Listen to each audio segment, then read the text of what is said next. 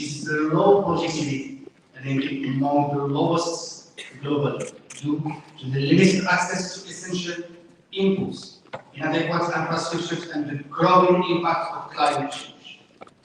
Additionally, the continent faces the issue of market fragmentation, posing significant limitations for farmers seeking to connect with the market and secure a fair price for the agricultural produce. With an investment of $8 billion for improved storage and $65 billion for irrigation, African agriculture is underfunded, making limited investments a challenge to bridge the yield gap. Despite the challenges, the African agriculture sector presents promising investment opportunities, with the continent's population expected to double by 2050. The 2.5 billion African will offer a lucrative avenue for investments in food and agriculture products.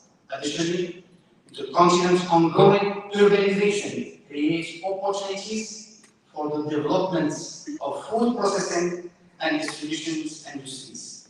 Furthermore, Africa boasts a favorable climate for agriculture, endowing with a comparative advantage in cultivating a diverse range of crops. This favorable condition collectively shape a fertile landscape for investments in Africa's agricultural sectors, promising growth and returns in years to come. OCP Africa is deeply committed to fostering the growth of African agricultural sectors through an integrated and multidisciplinary approach. While our dedication of this cause is evident in several key initiatives that have benefited directly more than 2.5 million farmers since 2016. Firstly, we prioritize the provision of high-quality fertilizer to farmers at competitive and fair price as the world's leading producer of phosphate-based fertilizer. OCP Africa ensures farmers have ready access to these crucial resources. In addition, we make substantial investments in better agricultural infrastructure, such as soil facilities and blending units, enabling to have adapted formula locally. These investments help boost farm productivity and reduce post-harvest losses, improving the entire agricultural systems. Furthermore, OCP Africa actively supports farmer organizations, empowering them with adaptive training, but also throughout 5,000 demonstration plots we've set up on the continent to support those beyond training. Our contribute to enhancing their bargaining power and expand their reach in accessing lucrative markets. In the pursuit of our vision to contribute to transforming sustainably the African food system, we've heavily invested this year in commercial model farms. These farms serve as aspiration and demonstration our commitments to excellence in agriculture. We are not only establishing the model farms alone, we are forging strong partnership across the value chain with cooperative input suppliers and off-taker for greater impact.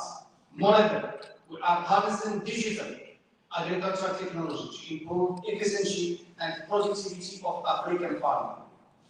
By leveraging digital platforms like our Odingo applications, which has onboarded more than 200,000 farmers since 2016 in 7 countries. We connect farmers with markets, giving them access to essential information and services that can revolutionize the agricultural practices. So, this comprehensive and forward-thinking initiative, OCP Africa is committed to contribute to sustainable and prosperous agricultural development in the countries. The African investments in Africa Forum is an opportunity to accelerate this initiative and mobilize the necessary financing. I am confident that this forum will be a success, and that it will lead to concrete investments in Africa agricultural systems. Thanks again to Innovix to join hands with us to make this happen. Thank you for time and attention. I look forward informative forum. Thank you. For your welcome notes and for sharing with us the commitment of OCT Africa for such an important cause. Now it is time for us to welcome another key figure who has played a significant role in making this forum happen. Please join me in welcoming to the stage Mr. Özmen Yegavi, Vice President Business Development at Innovix.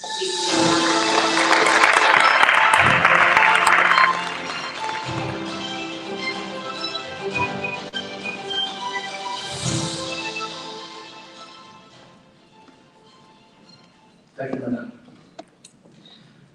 Ladies and gentlemen, on behalf of Innovix CEO, Mr. Reddy, I'd like to welcome you to this first edition of the Agrichain Investment Forum in Africa. This forum is a joint initiative between OCP Africa and Innovix to boost investment in agricultural value chains. Our goal is to tackle strategic issues of food sovereignty, sustainability, and technological and financial innovation. The challenge is clear. In Africa, less than 3% of the economy's financing is allocated to agriculture. The needs are estimated to $240 billion per year, although currently only 25% of these needs are met, which is $60 billion. This forum aims to promote collaboration among stakeholders, bringing together all key players in the sector, including entrepreneurs, startups, investors, banks, development agencies, and public representatives. We aim at providing operational responses to agricultural value chains in financing and investment. Our desire is to contribute to the acceleration of investment in the agricultural sector in Africa, create a space for networking. The goal is the emergence of collaborative projects intended to be implemented using an integrated approach. This forum is primarily at the service of project holders. This first edition will be followed by itinerant meetings in Africa and subsequent editions of the forum in order to strengthen these networks and boost the collaborative engagement. I would like to talk to you about Innovix. We are a subsidiary of University of Manchester Polytechnic, and we are a member of the OCP group. Our motto is pioneering the next industries. Our aim is to address the global sustainability challenges and contribute to Morocco's and Africa's technological leadership. Innovix combines the roles of investor, technology incubator, and business development. The objective is to design, develop, and deploy innovative, high-performance companies and technological ecosystems on an industrial scale with high environmental and social impacts. Innovix operates in 5 strategic sectors essential to food sovereignty, energy, and digital transition: agriculture, social innovation, energy, chemistry, and digital. Just to give an example, Innovix is engaged today in a large-scale project in the field of renewable energies. We aim to profoundly impact the Moroccan and African industries. Our project is to prove that In Africa, we can initiate and manage complex projects, and this energy program, for instance, is a good example. By mobilizing all the African energies and talents. Our goal is to initiate the same program, same type of programs in agriculture, with the same impact and ambition. Of course, projects in agriculture are more complex, in the sense that they require mobilizing millions of farmers and dozens of different agricultural value chains. Agriculture has also deeper roots in the African economy and social structure. We believe that it's achievable by injecting innovation, business development, and financing. We can all unleash the potential of agriculture in Africa. This forum is a milestone in this perspective. As you can see in the program, there will be several parts in this forum. The first one will be a panel on agricultural value chains integration. This will analyze the causes hindering the development of African agriculture.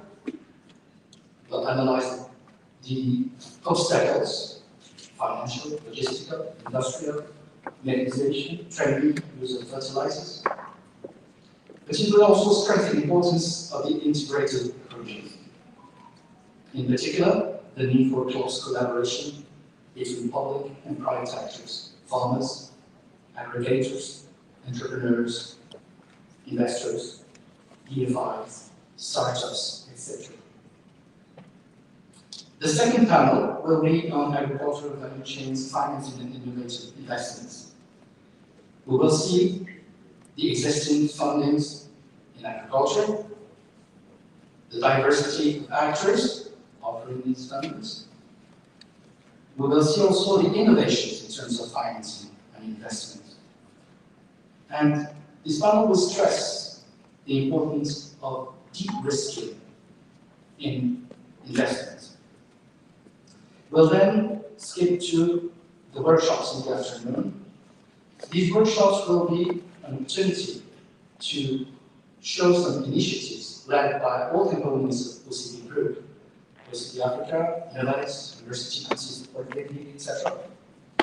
In terms of digital services for farmers, carbon farming, precision agriculture. This will be an opportunity to share experiences and have fruitful exchanges. There will be then a closing session that will summarize the forum's outputs. But what is more important to us is to seize this opportunity to network with you, all participants. In the room, we have entrepreneurs, industries, startups, investors, meet, talk, discuss, identify investments and development opportunities. This is just the first edition. There will be other editions in the coming years, but there will be also itinerant roadshows in several African countries that we will be organizing in the coming months. I hope to see you there, and I wish you a good and fruitful forum. Thank you. Thank you so much, X-Men, for your detailed presentation. I will keep you a few minutes with me on stage. I know, ladies and gentlemen, I'm taking him completely off guard, but we will have just a couple minutes before our keynote speaker can connect. So if you can please just join me and we'll discuss a little bit. You mentioned that networking is absolutely important. I'd love to know, just in the room, to have a sense, how many entrepreneurs are among us today? Can you please raise a hand? Any entrepreneurs? Amazing. Okay, how many investors among us? Okay, I believe a lot of people are going to walk that way. How many people are visiting Morocco for the first time? Well, welcome to you all. Such a pleasure and honor to have you. And how many of you already know what OCP Africa and Inudex are working on? Is this okay? So we were correct to give you some more background information. I'd love to just underline the importance of these afternoons workshops. Who should attend to which workshop? Where is it going to happen? Give us just a little bit more information. Okay, so the workshop this afternoon will take place just here, actually. We decided to use this big room to have these workshops. And instead of having them in parallel, we're going to have them in series so that everyone can assist to all the workshops. The three topics are very interesting. The first one is new generation services to farmers. Either digital, commercial, financial. It's really very interesting because you'll see particularly real-life experiences either in Morocco or in other African countries where OCD Africa has already done these experiences. Really, I encourage you to come and discuss with our experts that will be there. The second one would be on carbon farming. So, as you may know, carbon farming is a new tendency. It's the fact of using agricultural techniques in order to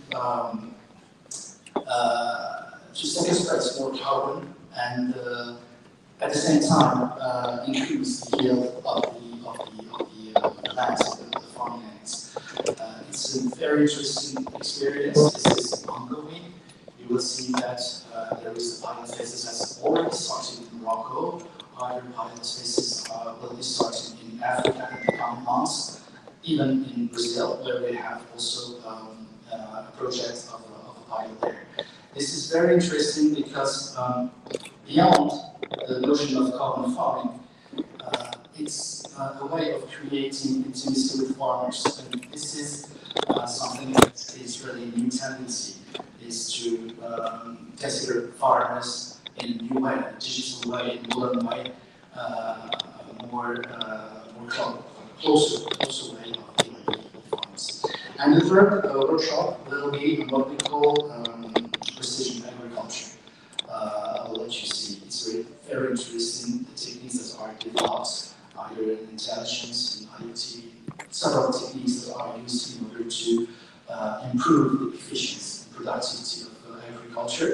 And this is an offer of our subsidiary or startup, Agrichain. It's very, very interesting to discuss with the expert. Thank you very much for providing this information. Now, there is also another key highlight of the day, which is happening later at another forum, which is, ladies and gentlemen, I believe the largest in Morocco, if not probably in the region, and it's going to happen at 5 p.m. Can you tell us about what's happening with Voice of Africa and the closing session? Yes. So this afternoon, we already seized this opportunity that the forum will take place on the same day as the Voice of Africa program. And so we will have the opportunity starting from 4 p.m. Yes. Okay. 4 p.m. 4 p.m. To be a guest at the high-level talks that will take place with other guests coming from World Bank and the Monetary Fund. They will be visiting the University of Cisco this afternoon, and there will be 2 main sessions. One is on food security, and the second one is on sustainability, with really high-level VIPs talking on panels. It's really very interesting, and I encourage you to go there. And it will be followed by the closing session of the forum. Yeah, so the closing session of this forum, ladies and gentlemen, will not happen in this room. We would really want to insist on that. It's happening on the new conference room of OCP, which will give you an opportunity to walk around the campus. I think it's a 10 to 15 minutes walk probably, but it's a really nice walk. So ladies, if you have high heels like me, please get your satchels on and just enjoy the visit. Excellent. I appreciate very much your help in adapting to these life situations. Thank you again for your introduction, and we'll see you later on. Right. Well, as we mentioned this morning, morning, so we started with the opening ceremony. We, in just a few minutes, you understood that I'm planning to gain some time here. We're connecting with our first keynote speaker, and I'm really, really excited for you to hear her keynote. So we're just sorting the technical aspects of getting her on Zoom. Then we will have a wonderful panel discussion. I'm really looking forward to that. And later on, we'll take a short break. So we switched a little bit the program. The break is happening right after the first panel discussion. Then we'll resume with our second keynote speaker, Mr. Paulo Gomez. Is he here in the room? I believe he is. Welcome, sir. Such a pleasure to have you. And then we'll end this wonderful morning with our second panel discussion. Now, ladies and gentlemen, our first keynote speaker, hopefully someone from the tech team can give me a sign to make sure that I can introduce her now. She's connecting with us from Agrichain. She is the African Development Bank, not yet? Okay, well, I'll have to improvise. Just a couple minutes more, please bear with me. So just before we can get her on the screen, we will have to talk about something else. So any ideas in the room, any questions, please feel free to let us know. Probably what I can start doing is I will introduce to you the first panel speakers, and then we'll invite them to join us on the stage. All right? I'll do that. So the first panel discussion, as X-Men mentioned, is about integrated approach to agricultural value chains. We have an incredible lineup of speakers with us. They will join me later on, just after the panel, the keynote session with Dr.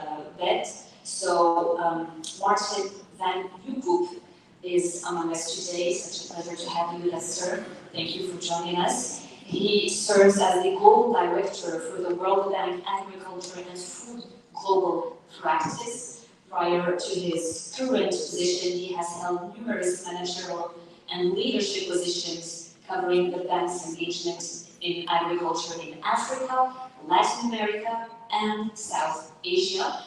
Martin is a Dutch national who also grew up in a farm, in a family-owned horticulture farm in the Netherlands, I read. So he has a very deep personal connection to these topics, and we're very much looking forward to hearing your insights.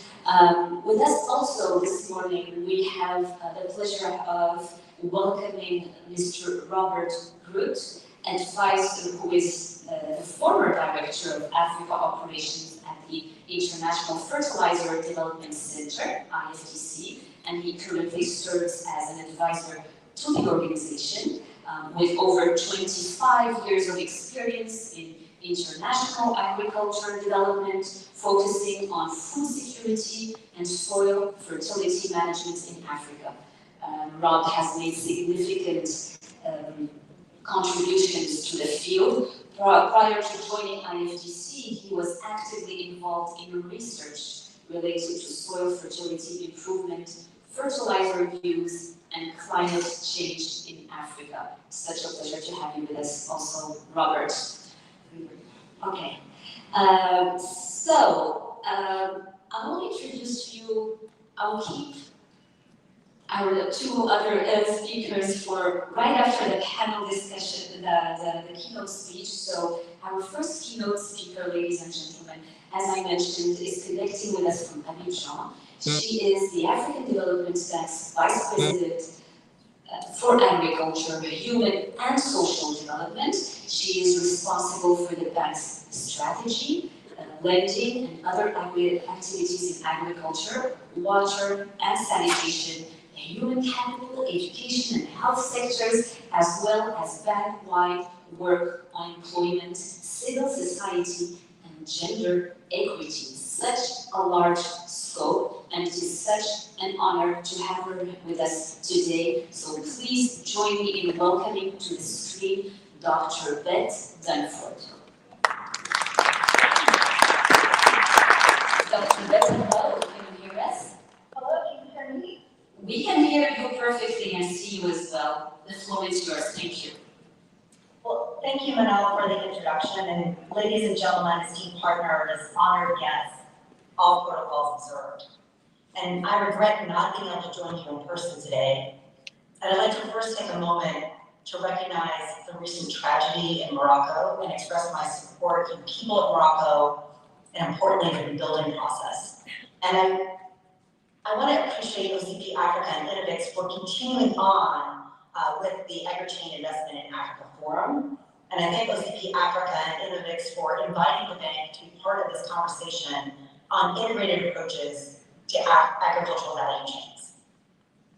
So indeed, the need for integrated approaches to agricultural value chains in Africa cannot be overemphasized. Overall, Africa lags behind other regions in terms of the value it captures relative to the importance of agriculture to its economies. And across agricultural value chains, little processing takes place on African soil. For example, Africa produces approximately 70% of the world's cocoa beans by weight, but processes only about 20% of the intermediate cocoa products. Take cashews, for example. This is my kid's favorite snack. The continent produces a little under half of the world's supply of cashews, but only about 10% of African cashews are processed in Africa. So when I go to the grocery store in Agrichain to buy the cashews that I buy, they're often grown in Agrichain. They're often shipped to Vietnam for processing and then shipped back so I can purchase them in the grocery store. Again, a lot of profit that leaves the continent. African countries process on average 56% of the soybean they produce and meet further demand for processed soy through expensive imports. So generally, Africa is the only region for which GDP contribution from primary agriculture is higher than that from agribusiness. There is greater value being captured downstream from raw commodity production. Africa is capturing less than its fair share of products from down the value chain. So while the general lack of processing capacity is a significant reason behind Africa's low agribusiness output, there are other barriers to value addition, and that comes in the forms of barriers to value addition itself, barriers to selling demand, competitive price value chain, value-added products, etc. So we know that common barriers to investment in value chain across most priority crops, and that's insufficient or inconsistent quantities of feedstock, lack of access to electricity for value addition processes, lack of skilled labor, lack of affordable and appropriately structured working capital, and other financing for storage, aggregation, processing, and the list goes on. So there are also several downstream challenges that make supplying competitively priced products to centers of African demand challenging. So we're talking about high logistics costs arising from poor transport and other infrastructure. There's high taxes for processed product, a lack of feedback from buyers to processors and from processors to farmers on product quality, insufficient investment in marketing and branding to increase local demand for processed products, and more. And at the African Development Bank, we believe that taking an integrated approach to agricultural value chains is key to helping feed Africa and improve the quality of life of the people of Africa. And our strategy aims to meet the challenges that I spoke of and to transform African agriculture. So again, this forum really gets it that agro-industry is directly tied to an integrated value chain approach, including improvements in production, as well as processing, distribution, retail, to really capture the full economic potential of this sector through value addition. So again, these successful transformations should be business-led, involving creation of three simultaneous conditions. First, a large-scale dissemination of productivity increasing technology inputs, plus input intensity and capital intensity. Second, the development of input and output market structures and incentives that allow the full realization of the value of increased production. And third, attract a well-funded and competitive private sector that can manage and allocate skill and capital to scale successes, as well as drive long-term sustainable agribusiness growth. So I'd like to talk a bit about opportunities for the public-private sectors in enabling Africa's agricultural transformation. So for example, the bank is investing in the establishment of special agro-industrial processing zones designed to provide infrastructure and logistics to support food and agribusiness companies close to production zones.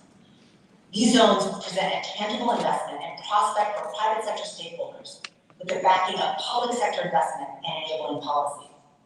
Special agro-industrial processing zones can reduce food loss, enhance value addition, and foster competitive and food agricultural value chains. Again, with our partners, we've invested over $1.5 billion in 28 special agro-industrial processing zones in 13 countries.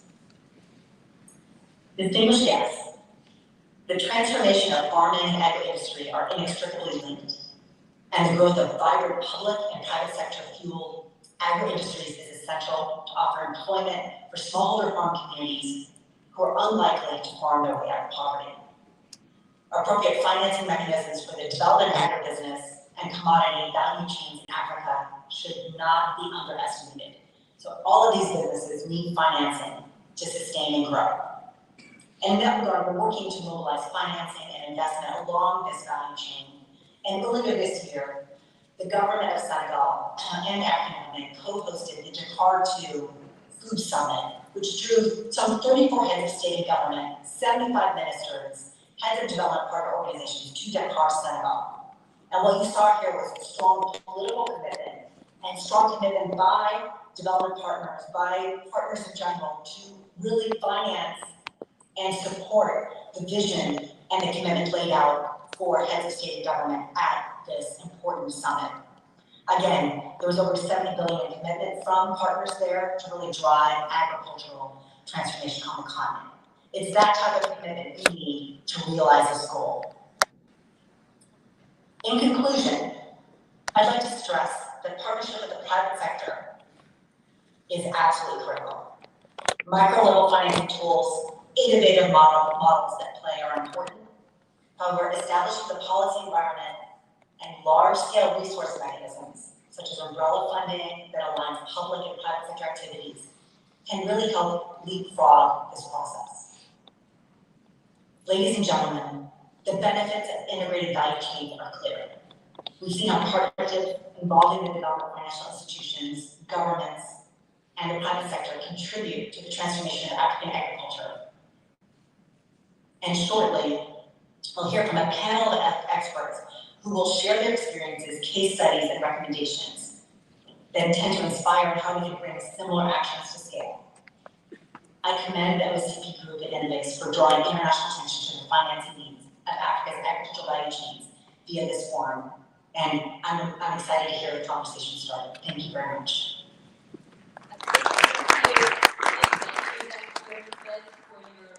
Sharing your valuable insights, and we do hope to welcome you very soon in person here to be with us. Thank you so much for joining us. Now, ladies and gentlemen, let us shift our focus to the panel discussion of the day on the topic of an integrated approach to agricultural value chain. So please join me in welcoming to the stage Mr. Martin van Nieuwkoop, Global Director for the World Bank Agriculture and Food Global Practice. Please give him a round of applause as he takes his seat on stage. Thank you so much. Please join me also in welcoming to the stage Mr. Robert Wood, Advisor, Industry and Partnerships at the IFDC. Let's give him a round of applause also. Please take your seat. With us also today, Dr. Luis Coco he joined OCP in 2012 as a consulting officer before moving to OCP Africa in 2016 at its inception to work as a senior agronomic manager for West Africa before joining OCP. Luis had relevant experience in agronomic and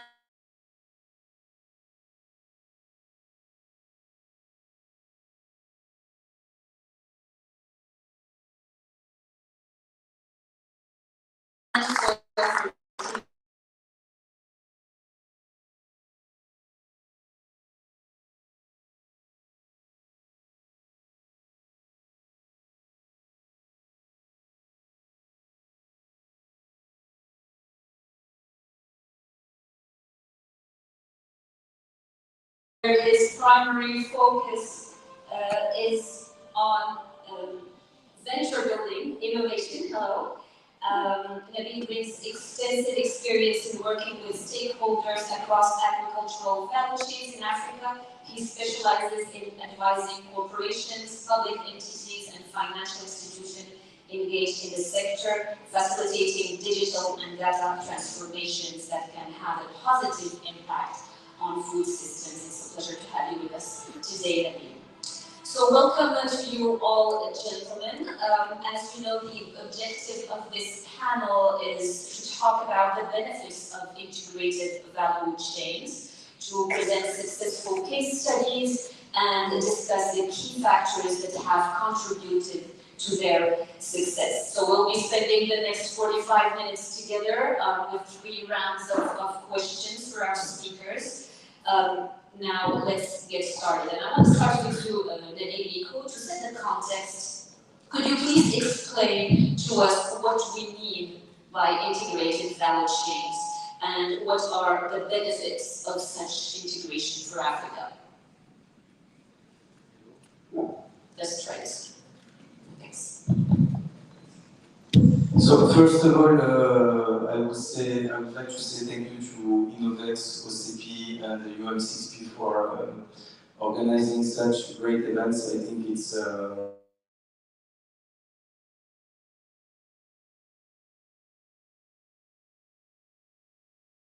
business leader, public entities joining the same conversation.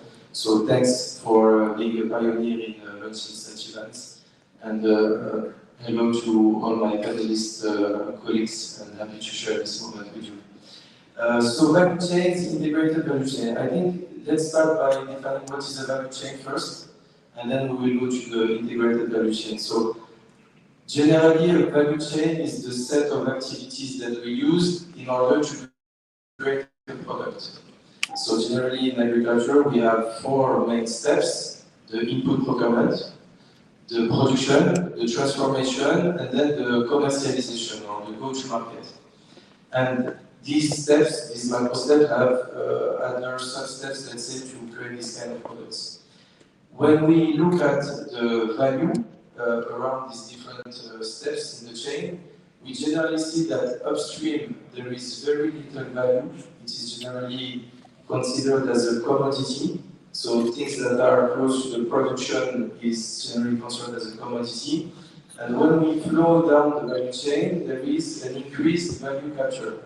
So anything that is around transformation and marketing, the activities that are close to the customer.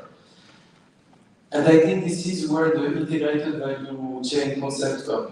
The thing is that when we look at the continent, and it has been said by the previous panelists, we have been more leaning toward the production part rather than the other step of the value, so transformation and marketing. So a huge part of the value is today not staying in the continent, it's flowing toward the other countries that have been able to develop such activities. And when we look at integration, there is, so I would say, 3 elements to look at. The first one is the integrated in the sense of having a complete value chain. So not being only focused on the production part, but being able to capture the value from the subsequent steps that are into the value between the product and the customer. So this is the first element. By integration, we mean the completeness of this chain. More and more with the sustainability challenges, but also all the discussion around the social and economic equity, there is a new definition of integrated value chain that is emerging. And it's beyond this economic lens of capturing the economic value, it's how we integrate the social impact dimension into it. So what is the impact we're having on the society, but also what is the impact we're having on sustainability. How we can create value chain that integrate the full view of the different impacts rather than focusing only on the economic part. And I will end this explanation with one last element. Today, I think it would be a mistake to consider integrated value chain as a one-size-fits-all concept. The integrated value chain in the US or in Europe or in Asia will be very different than the one in Africa. First of all, because we did not yet have our integrated value chain model. But second of all, because the platform, the starting point is very different. When you look at Africa, 80% of the farmers have less than 2 hectares of farms. If you compare with Brazil, which is also from the global south, it's less than 20% of the farmers. So the production element is already very fragmented. When you look at the logistics, 60% of the products are transported through non-motorized logistic means, so through humans or through animals. And the last one, if you look at the storage, more than 60% of the storage is done through traditional way, which leads to more than 30% of waste in the food. So what will be the integrated value chain for us in Africa is something that we need to create. It's not a definition that is already visible in the reality. It's something that we have to shape all together around this topic. Thank you very much for sharing these insights with us and setting the context, and your point on the African perspective is really important indeed, and we'll come back to that. Thank you so much. Robert, moving to you now, as an advisor to IFTC, how have you witnessed successful integration in value chains, and what key success factors contributed to that success? Thank you very much. First of all, I'm very honored to be on this panel. I'm also honored to be the second Dutchman sitting next to Martin. There must be a reason for that, but you're going to explain that. I'm representing IFTC, I should say, the International Fertilizer Development Center. It's an NGO, an international NGO. We work for the industry, the fertilizer industry. We work for the donor community. Our focus is on fertilizers, on food security, on smallholder farming as a business. And I can explain what we do for the industry because it's mainly innovation. It's developing or supporting the development of what we call a next generation of fertilizers. It's work we do in the United States. We work for OCP, like we work for the top 10 fertilizer companies in the world. We mainly known for our presence in Africa here. We work in 20 countries. And the work we do is centered around good agricultural practices and self-fertility management. It's on linking farmers on the one hand to the input market, on the other hand to the output market. And we support governments on everything related to fertilizer legislation. For IFTC, smallholder farming is a business, just like large-scale farming in Brazil. For us, it's private sector that drives development, and I think we all agree governments should not be in farming, and they ideally should stay out of business. They should create the conditions to make the business perform, and I'm sure Martin will say words about it as well. In the introduction, you said $1 trillion sector agribusiness in 2030. It's going to be big. It has the potential, but if you listen to Akina Adesina, he always tells us potential. You cannot eat potential, you need to produce the food. And I think it's something very important to keep in mind when you talk about food security. Food security is not about cash crops, it's about food crops. It's a different approach. It's not coffee, or tea, or whatever. These are larger value chains. Millions of farmers integrated in these value chains, and they're normally functioning up to a certain extent. True that most of the processing takes place outside of Africa, but these value chains are functioning. And food security is a different concept. It's low value food crops, as you said already. It's a local production, from local processing, from local markets. And these are short value chains, but they're equally complex. And I'm sure, Louis, you will tell us it all starts with a farmer. It all starts with a farmer. But you said 80% of the farmers are small. Yeah? The subsistence farmers, mainly subsistence farmers. And as soon as you start to produce a market for surplus, you enter into a value chain. And that's a step that's not even made in many situations. I'm Dutch, as I said, although I spent most of my life in Africa. And if you go to the Netherlands, we are potato eaters. If you are a potato farmer, you sell your product before you even seed your potatoes. 50% of your revenue you get up front, you use it to invest in your fertilizers, in your seed potatoes, in your mechanization, in your labor. It's how cotton works. And when you look at food crops in Africa, this model is definitely not working. When you look at farmers and fertilizers, most farmers cannot access their fertilizers before the season. 1/3 of all the food, all the cereals, is therefore still imported into Africa. And I know we will go back to this later. I'm finishing now. What you see currently happening is you increasingly see that fertilizer companies, here again was an easy example, they start coordinating or working with agribusinesses. Why working with agribusinesses? They can guarantee the fertilizers. It's no longer farmers taking micro loans. It's not working. It's companies, it's businesses taking fertilizer credit, extending it to the farmers. It's a different model. It's also when fertilizer companies start to coordinate value chains. Rice, now because again the OECD is taking the lead. It's a way to drive fertilizer demand and to embrace productivity, but also to introduce innovations. And what is interesting, what used to be done by the donor community, coordinating value chains, working with smallholder farmers, you see increasingly this being done by the industry, taking up a different role. It's not charity, it's business. So, one final thing, and for food security, it is a must. When you look at African soils are getting poorer and poorer, they're losing nutrients.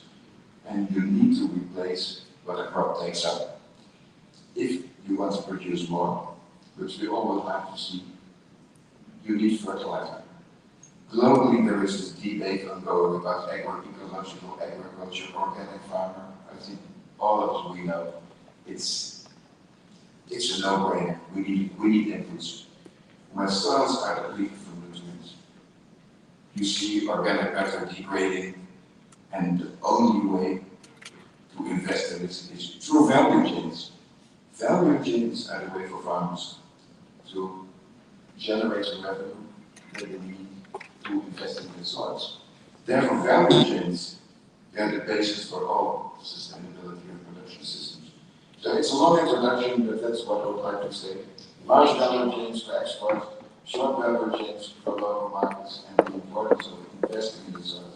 Without value chains, it's not going to work. Thank you very much, Robert, for your insightful perspective, and your message is very clear indeed. If you want to produce more, you need fertilizers, you need nutrients, and we'll be getting to that a little bit later on.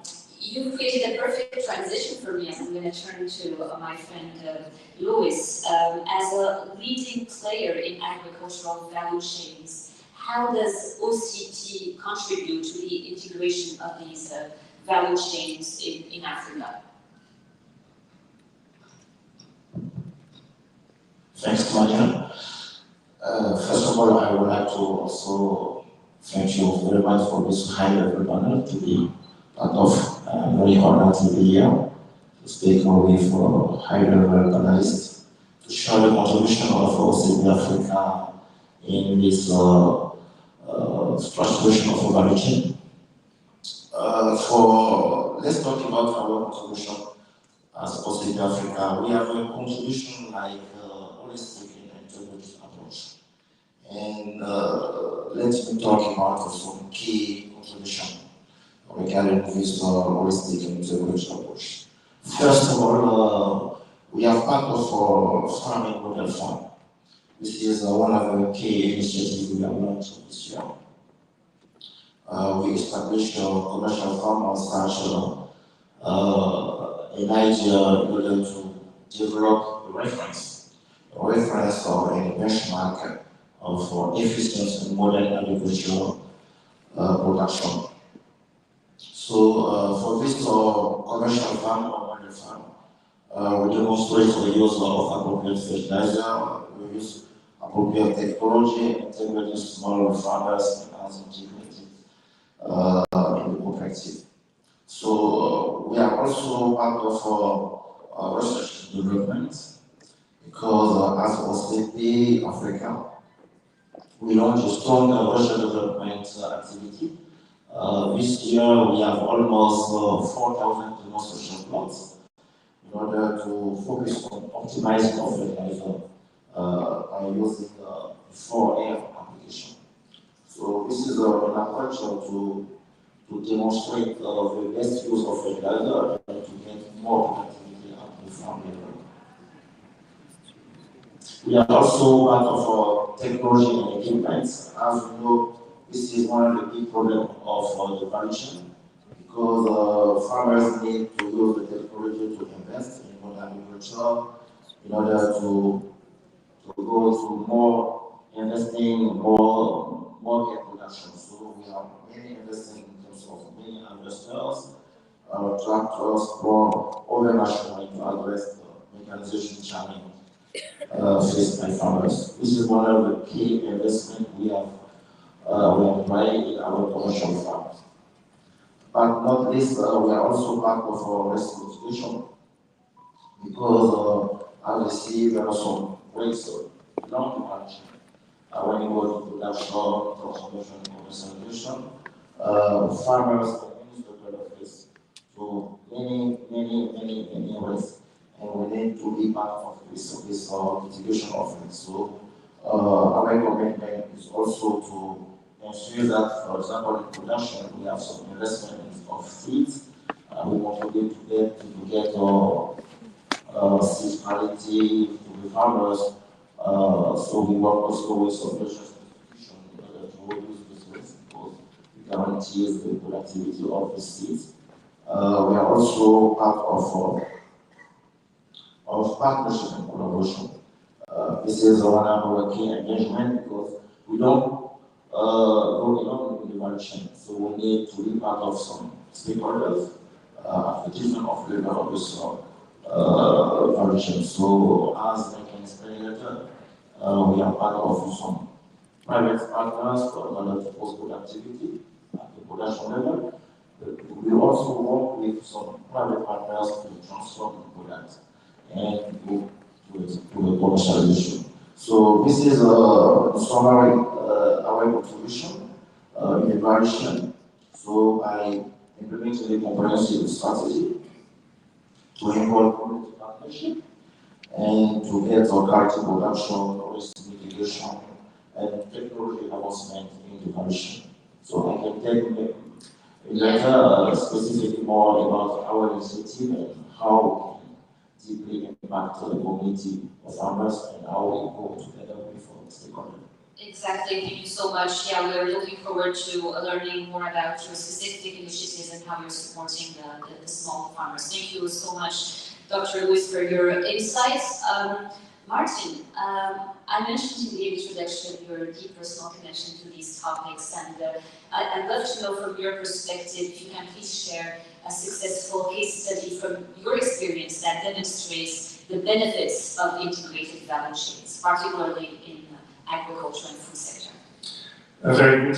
Thank you very much for the invitation. I'm very pleased to be here. Actually, I'm also very pleased to be back. I was here early 2020, just before COVID, and visited the university, and it's one of my visits to Morocco. So I'm very pleased to be back, and that is very interesting. Panel and event today on Agrichain investments in Africa. Excellent question. I think it was mentioned already before in the keynote introductions. I mean, integrated value chain, of course, are defined by access to markets and access to finance. They go hand in hand. And the World Bank will be working on those issues kind of jointly. I can give you a few examples. I mean, not just one. I think there are various entry points when it comes to building more integrated value chain. We don't think this is still a bullet here. I think the first example, as you pointed out, I want to mention, is our support for productive alliances. This concept of productive alliances, we started financing back in the first productive alliance project in Colombia like 20 years ago. And I think over the last 20 years, we've invested a couple of $1 billion in those type of projects around the world. The basic idea of those alliances is really to support smallholder farmers and farmers organizations to partner with off-takers. I think that also has been mentioned before, including by Rob, when he mentioned this example from the Netherlands. So to partner with off-takers as the needs agribusiness in order to ensure access to markets. And of course, this is very important, as mentioned also, most smallholder farmers, especially in Africa, largely don't have access to markets. So productive alliances connect farmers, buyers, and the public sector around the business plan. In the end, farming is a business plan and viable assets. And then these projects include public funding that we provide to the government's advice that helps smallholder farmers organizations meet the needs of the buyers regarding the volume and quality of specific products. And it's a very powerful concept because through this concept you allow small farmers to address multiple constraints in simultaneous fashion. I mean, small farmers face many constraints. If you just focus on one constraint, you can resolve it, and then something else very quickly becomes the binding constraint, and you don't see the impact on the ground. So models can resolve multiple constraints in simultaneous fashion are very powerful. Productive alliances actually is a nice example of it. For instance, to the offtake agreement, farmers obtain access to market, and to the offtaker. The off-taker typically provides advice to farmers as well about the quality of the product that farmers need to ensure that it meets consumer demand. And thereby also replacing or playing the role of extension services that actually are very weak in many countries, particularly in Africa. The off-taker also typically provides access to inputs that actually allow farmers to access yield enhancing technologies. And also the off-take agreement, can be used as collateral with banks so that actually farmers can access financing as well. So we can actually speak from experience that actually this is working pretty well. An example in Africa is the $265 million agricultural commercialization project in Malawi. It's a nice example of productive alliance. So that's one example.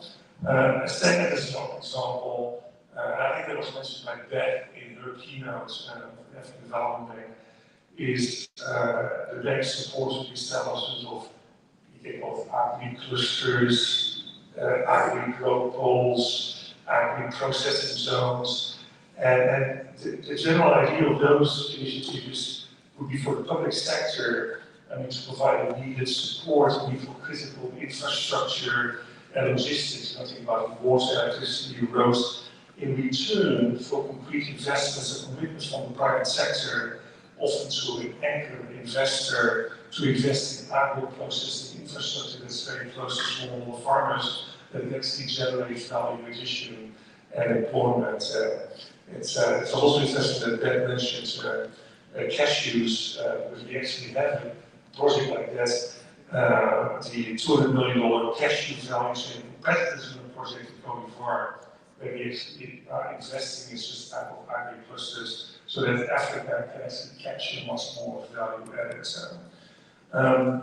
There are two entry points, which I think was also mentioned in one of the keynotes. One of the introduction earlier is the support for data and digital technology enabling platforms. So what comes to mind here is e-platforms.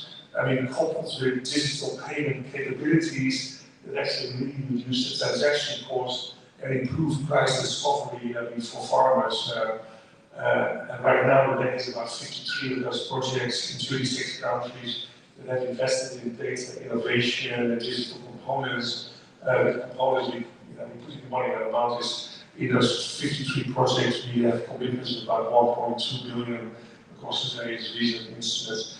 And then the final example, I think also very interesting and relevant, concerns the credit ratings, I mean, for producers, organizations, and SMEs. I mean, to really ensure that they can move, many of them actually now in the informal sector, so how can they move to the formal sector and be in better positions, I mean, to access financing. In that respect, we're working with a firm, company called, I mean, Scope Insight, and it actually has developed a very systematic methodology to score operational performance. That's the scope. And they assess, using the methodology, producer organizations and SMEs on 9 dimensions of governance: internal management, operations, financial management, financial performance, supply and market, external risk, enablers, and sustainability. This leads to a credit rating, which then lowers the risk and the cost of the banking sector of doing business with producer organizations and SMEs. So there are many ways and entry points that actually lead to better integrated value chains. The bank is active on all of those, recognizing, I mean, that there's no silver bullet, and that conditions in different countries are specific. But the good news here is that you can actually tailor the solutions to the conditions on the ground to get the impact that we want. This is better integrated value chain. Thank you very much, Martin. Thank you for sharing these really interesting examples and different ways and approaches. And also thank you for highlighting the importance of tailoring these solutions depending on the context. Now we discussed the integrated value chains. We have some examples of successful case studies. Let's delve now into the essential requirements to make this happen. And here we're going to try to focus on all the different elements, the policy, the public-private partnerships, and so on and so forth.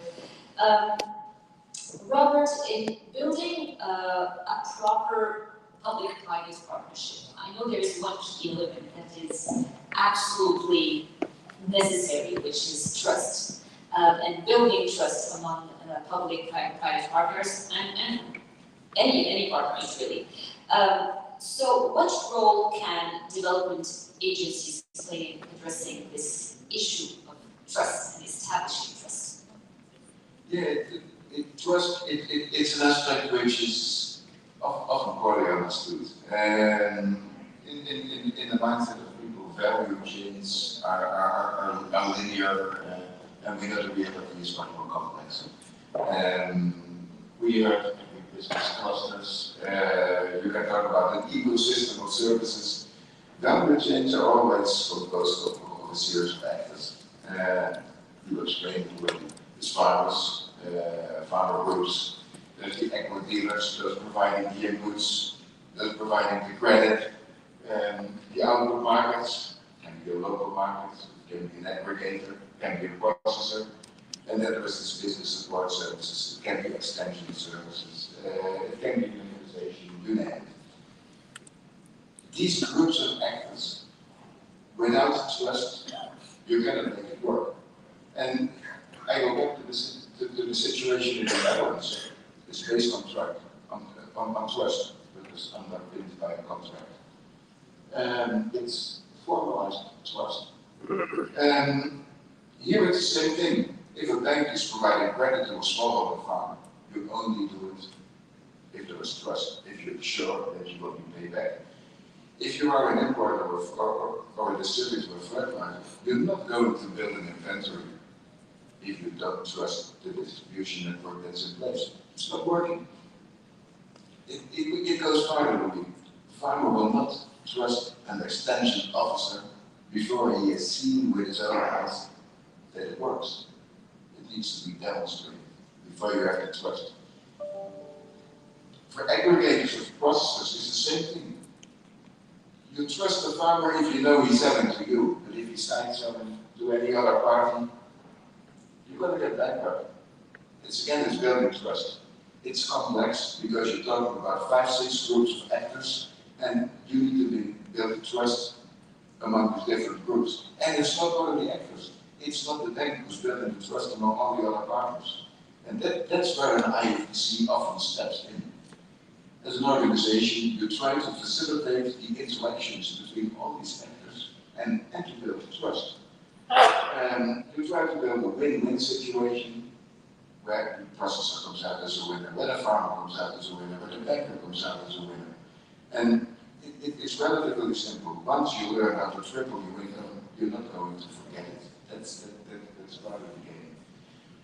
But what is most interesting is that this building of trust, for a long time it's been seen as token business.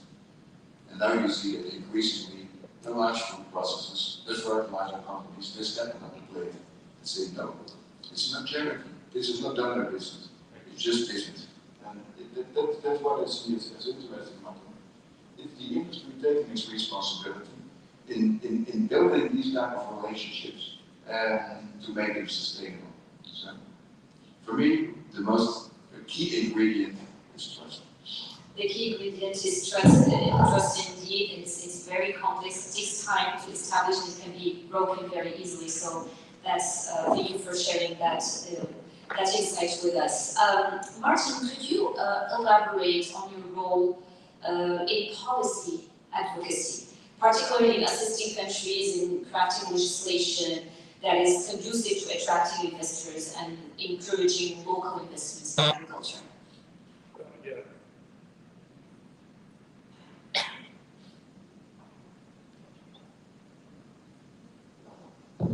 Okay, this is working. Policies are absolutely critical, particularly when you consider also the huge opportunities that are really at stake when it comes to attracting private sector investments in agriculture and food in Africa and kind of unlocking the opportunities that are out there. And we've done some calculations on that.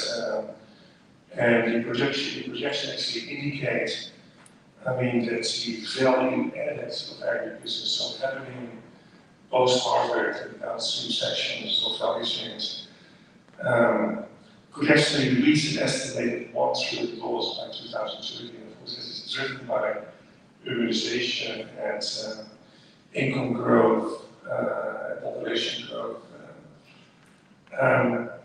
But then if you look at the structure of the private sector, of course, we need to zoom in on also small and medium enterprises because they really hold significant potential to boost trade and services to really foster the development of the value chains.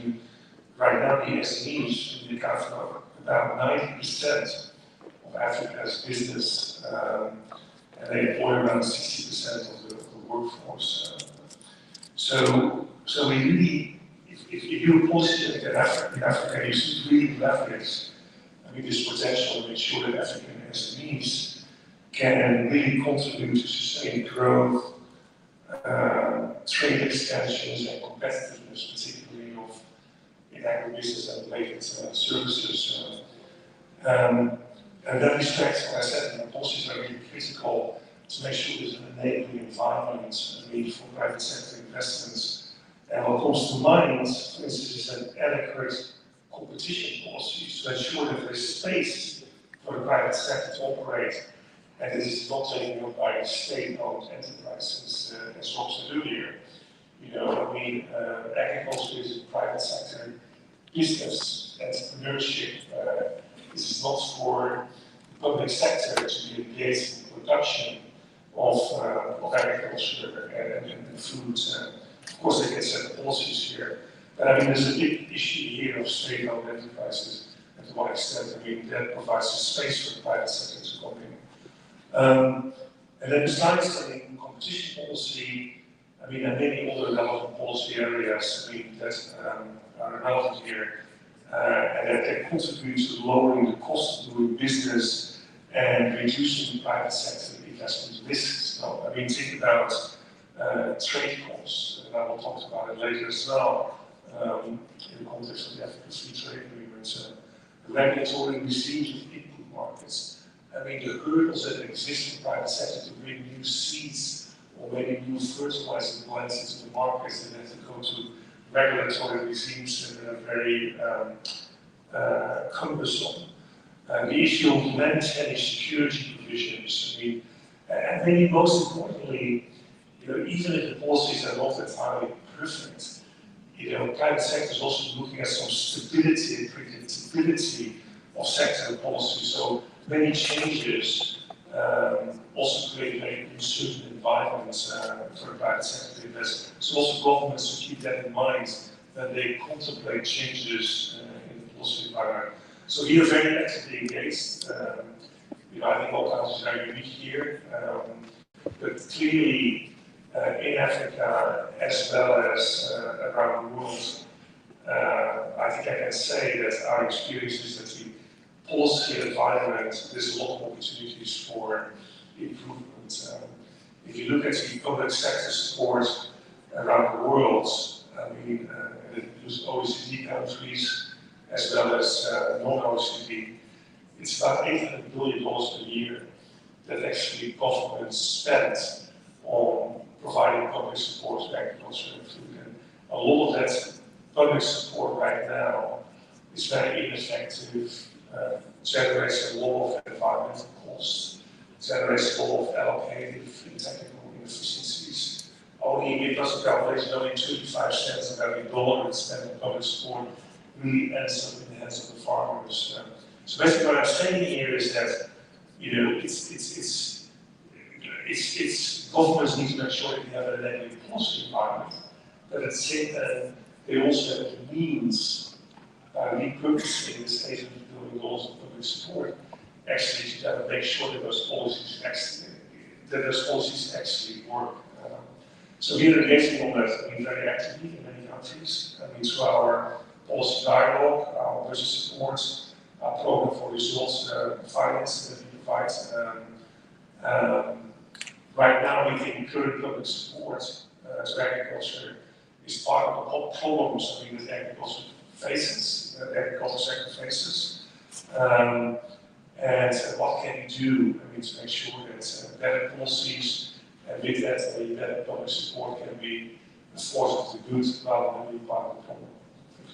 I appreciate your input on that. Thank you so much for sharing those thoughts with us, Martin. I'd like to ask you this question. So we mentioned the trust aspect, we mentioned the policy. Do you see other ingredients necessary to foster this integration of the value chains? What else do we need to factor in? Yeah, I think Rob and Martin did a great job of explaining, I would call them must-have. It's complicated to reach our goal if we don't work on policy, if we don't work on trust. These are the basic ingredients. I will try to make another point on that, which is our enemy here is the copy-paste mentality. If we try to apply the recipes of industrialized country in the African context, we are completely wrong. I will give one example for that. For example, take subsidies. It's a powerful tool, very powerful. But when you do subsidies in an industrial country, you're doing it in a context where there is an infrastructure, where there is already trust in the institutions, where there is already infrastructures, physical infrastructures. And if you copy-paste this mechanism in an African context, what you will have? A couple of friction points. The first one, literacy. The farmer doesn't know how to, he's not aware, first of all. Even if he's aware, he doesn't have the ability to process the subsidy. And let's imagine that he did both of them. We don't have the same maturity in terms of land rights. So he cannot prove that he's the owner of this land, for example, to be able to have this subsidy in front of it. So there is a lot of hypotheses that we need to fight against when we try to do the copy-paste logic. What we need to do is to use the successful ingredient that worked, that we know they are efficient on one side, but we also need to come from a bottom-up approach. We need to start with the farmer. Who is the farmer? What are the friction points of the farmer? What he can do, what he can't do. The only way that we can make an innovation successful is not to have a great idea, is to have a great idea that is adopted on the ground. Yeah. Otherwise, we're just missing the whole point. So we can come up with a lot of innovative private and public partnership, innovative policies. The only question behind is their applicability and their capacity we have to adopt them on the ground. So my point here is only to say the ingredients, we know them. We saw which one works and which one doesn't work. I think the challenge for us is to come with our African way of doing things. We need to invent our model because no one can understand what is the starting point better than us. So we should be the ones that are changing this. Absolutely, you're making a great point here, and Nabil, thank you so much. I appreciate your input. We indeed need to keep center our focus on the farmer Farmer-centric. and be farmer-centric indeed. And as you said, we can come up with the best innovations if they're not used on the ground. What's the point? Thank you so much for sharing that. Finally, addressing this question to you, Dr. Louis Coco, in your role at OCT Africa, can you tell us a little bit about how the public-private partnerships play a role in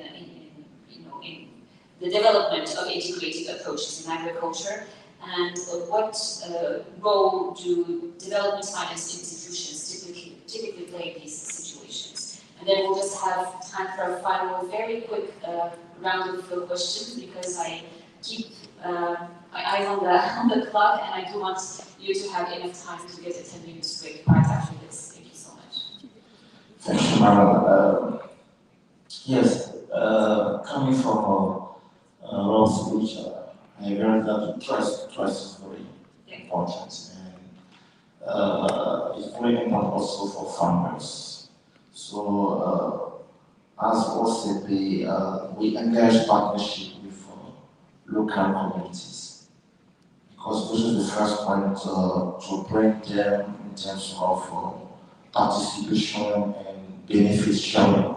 So one of the examples we have done in Cote d'Ivoire in the rice sectors is to partnership with the region of development of one village, we call it Boson, in the center of Cote d'Ivoire.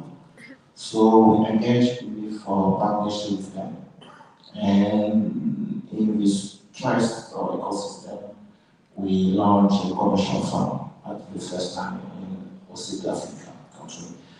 Another point that is very important is the national alignment and strategy implementation.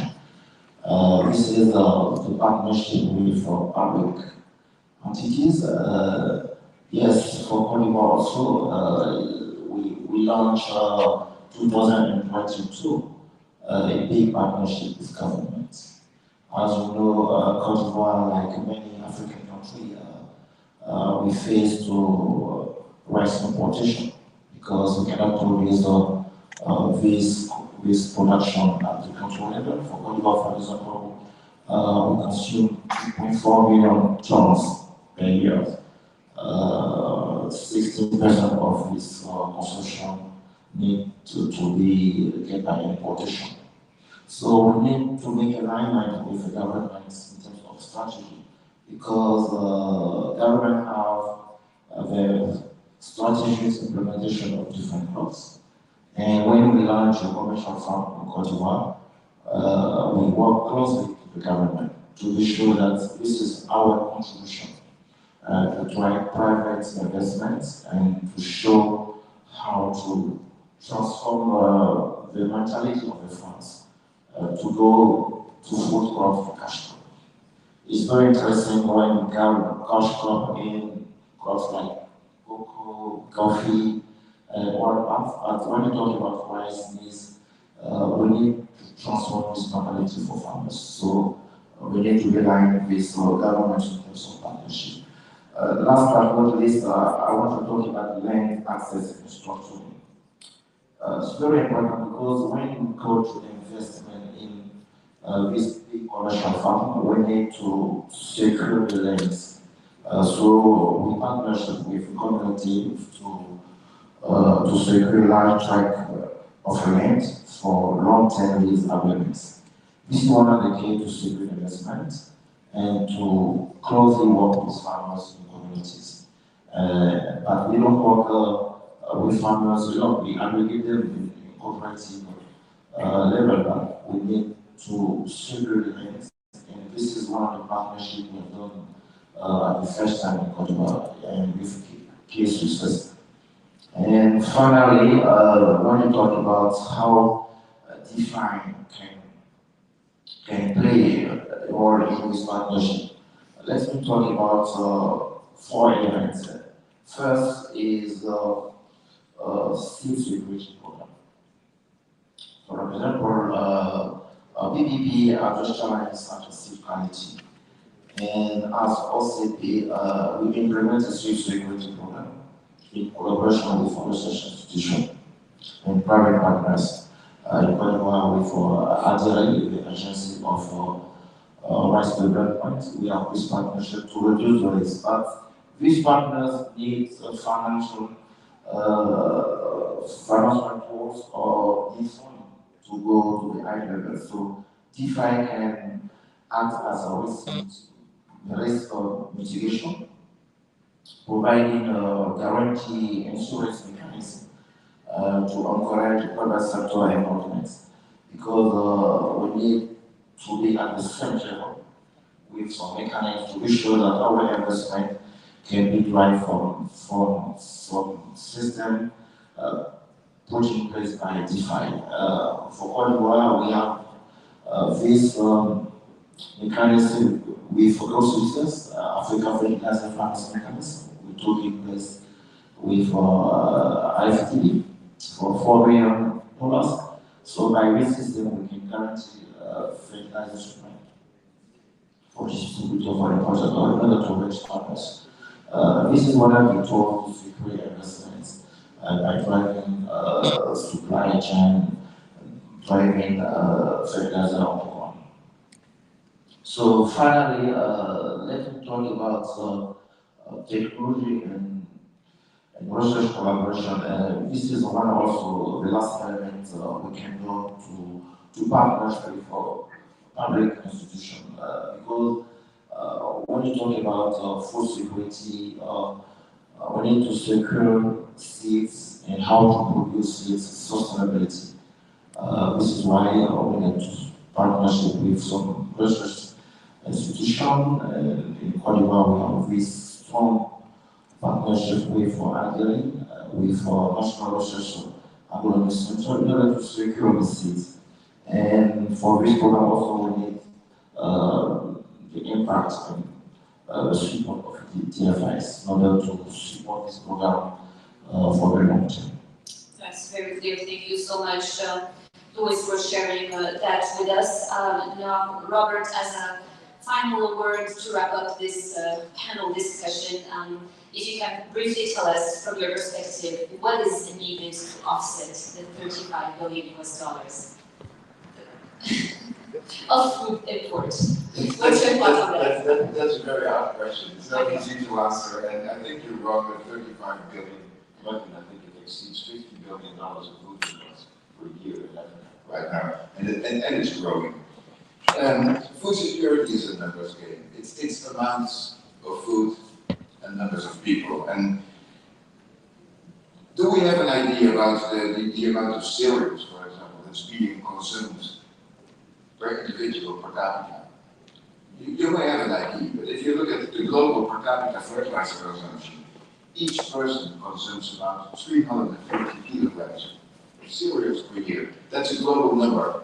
When you look at Africa, it's less than 200 kilograms per capita. It's a lot less. It doesn't mean that the people eat the cereals, part of it is used for animal feed, part is being processed, but it tells you, when it comes to food security, how far Africa is off. Africa is consuming 300 million tons of cereals every year. 2/3 being produced in Africa, 1/4 being imported. That explains these big numbers. the large amounts. And then, of course, what is needed is the use of inputs. And there again, it's a numbers game. Does any of you can tell me how much fertilizer a person uses to feed itself? Show up a number. You may have an idea. You do it?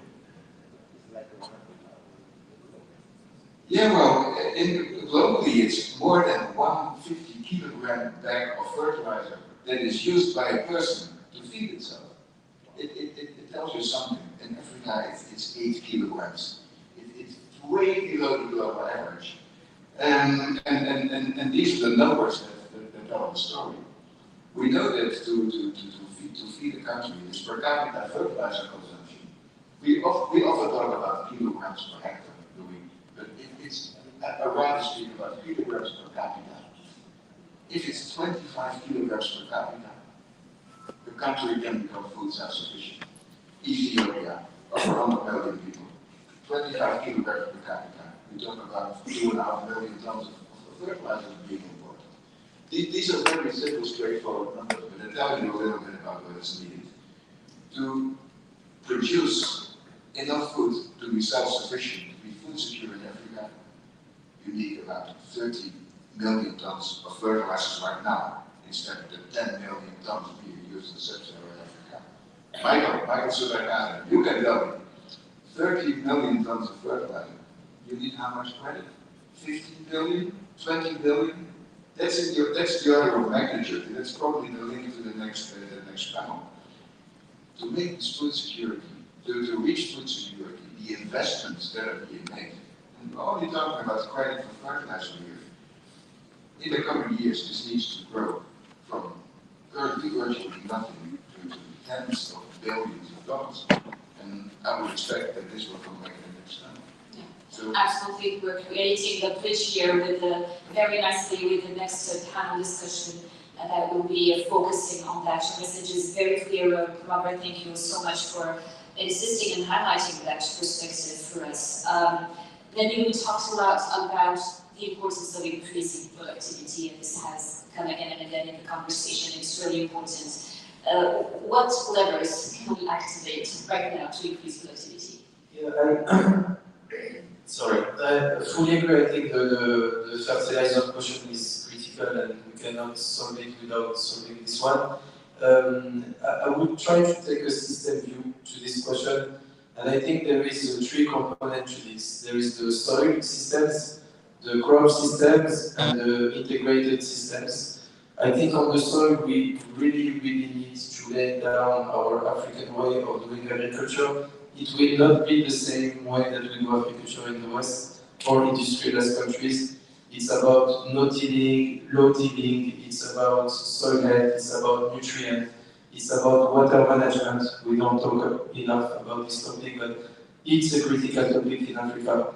Water management, as long as we don't nail down this topic, we cannot work around. Crop systems, rotation crops, the ability to self-sustain the soil through the rotation of different cultures, it's something that will be important also. And I think in Africa we have this change of having not a monoculture way of producing food. We have an integration with grazing, we have an integration with wildlife that we need to protect also. So the ability to combine these three together will be key, I think, in my point of view. I will just end up with one thing. To make this happen, we need to have everyone collaborate together. I think, for example, INRA is doing a fantastic job here in Morocco in research. Luis has been talking about this. Integration with research, applied research, research that solves pressing issues is critical, and UM6P is doing a fantastic job in this field. But as you said before, public entities, DFI, development agencies, farmers, private sector, we all need to work together to solve this challenge that is around food security, social impact, and climate change for Africa. Thank you very much for wrapping up that for us and insisting on the importance of collaboration. Martin, we talked a lot about local value chains. Now there is another hot topic, which is the regional integration. And we talked about the local integration and now the regional integration with the Africa Continental Free Trade Area. How can the state parties leverage that to promote economic growth in a sustainable manner? Yeah, so we think, I mean, that is extremely important. And the reason is that, I mean, compared to other regions, Africa actually, I mean, the population density, Africa actually experiences a great distance between where food production takes place and where food consumption actually happens. And that actually means that, you know, there's very high transport cost burden in the food supply chains in Africa. So if you look at the local level, I mean, transport and logistics costs, I mean, can represent up to 50% of prices. And of course, you know, the average household in Africa spends about 50 to 70% of its income on food. Also, as mentioned before, I mean, a very significant part of food production in Africa is lost up to 1/3. And that actually represents more or less a value that equals the import of Africa's cereal imports, actually. So a huge opportunity there. So besides this distance, also the borders in Africa are actually very thick, much thicker compared to elsewhere. And that means that when you cross the border, it really increases, I mean, the affluent cost, fourfold between some countries. Now we have some examples to cross the border between Niger and Chad. That's almost a 480% increase in affluent cost. Between Algeria and Mali, 420% increase. So barriers really make, I mean, trade connectivity very, very difficult, and we think is a major source of risk and food price, you know, also stability and food security. So therefore, you know, ensuring green, resilient, and efficient connectivity, we think will make a huge difference. And there's some calculations that we've done. There's an index measuring trade connectivity, and 1% improvement in this index, you know, improves 1.6%. I mean, the prevalence of undernourishment. It leads to 0.4% improvement in the adequacy of dietary energy supply. It leads to 1.8% reduction in the depth of the food deficit, and a 0.4% improvement decline in population with access to improved sanitation facilities. So clearly, given the potential that the Africa Continental Free Trade Agreements offers, this would be a high priority for any government in Africa and also the African Union to finally make this work, make it fully operational. The bank actually is very much engaged, so we invest in significant resources on regional transport integration in Africa, and our regional corridor programs actually is growing rapidly. So we see this as a high priority. We think actually that African governments should prioritize it even more. In the end, I mean, if you're a farmer, the growth of the markets in Africa way exceeds the export opportunities that might exist for farmers to export food to Europe or to the United States, etc. And it's the lack of food operationalization of the African Free Trade Agreement that actually blocks farmers actually to kind of fully capture the potential. Well, it's an ongoing process indeed, and thank you so much for sharing that perspective with us. Luis, the final word goes to you. If you could share with us an example of initiative or program that OCP Group has implemented towards the small farmer, specifically regarding training and to support the small farmer. Of course. Let's talk about free 3 or 4 key initiatives we have launched. Come back to Cote d'Ivoire again. This year, we have launched, as I said previously, one of innovative concepts we call commercial farm or model farm. As you know, it's very difficult to go alone in this partnership, so we need to partnership to get around the table all the stakeholders, but we need also to show them the success of investment in this agricultural partnership. So we have launched 3 models. The first is as our commercial funds. So as I said previously, we have secured almost 500 hectares to invest in innovative sectors, but we work as a community ecosystem. So we certainly also lend for 1,000 hectares for farmers. So in this model, we work with farmers to aggregate them within this 1,000 hectares of rice, and we show them how to produce with the best good agriculture practice, with mechanization, with good imports. They see how to produce very well in our 500 hectares, and we support them in this another 1,000 hectares.